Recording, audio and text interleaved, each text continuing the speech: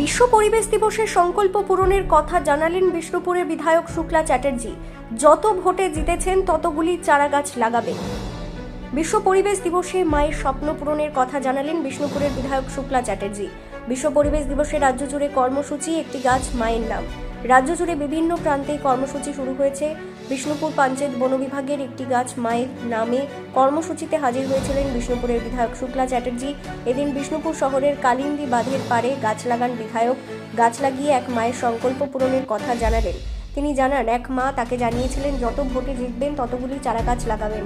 একটি গাছ মায়ের নামে কর্মসূচিতে অংশগ্রহণ করে বিধায়ক জানান, 30,605 ভোটে বিষ্ণুপুর থেকে জয়ী হয়েছি, আর এতগুলি গাছ আগামী 5 বছর ধরে রোপণ করে এক মায়ের স্বপ্ন পূরণ করব। পরিবেশ দিবসের মাধ্যমে কি বার্তা দিতে চাইছেন?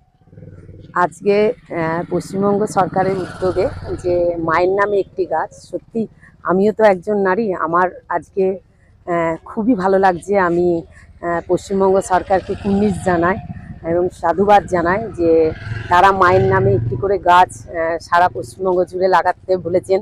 এবং আমি প্রত্যেককে অনুরোধ করব যেন আমরা সবাই এতে সামিল হই। আর আমি আমার আরেকটা মায়ের আর কি আমার ইচ্ছা ছিলেন, মানে উনি বলেছিলেন আমি যে ভোটে জিতবো যেন আমি ততগুলো গাছ লাগাই। তো আমি সেই মায়ের জন্য, আমি মায়ের নাম প্রকাশ্যে আনছি না, কিন্তু আমি সেই মায়ের জন্য আমি এই 5 বছরের মধ্যে আমি যে ভোটে জিতেছি, মানে 30,605, সেই তত গাছই আমি লাগাবো।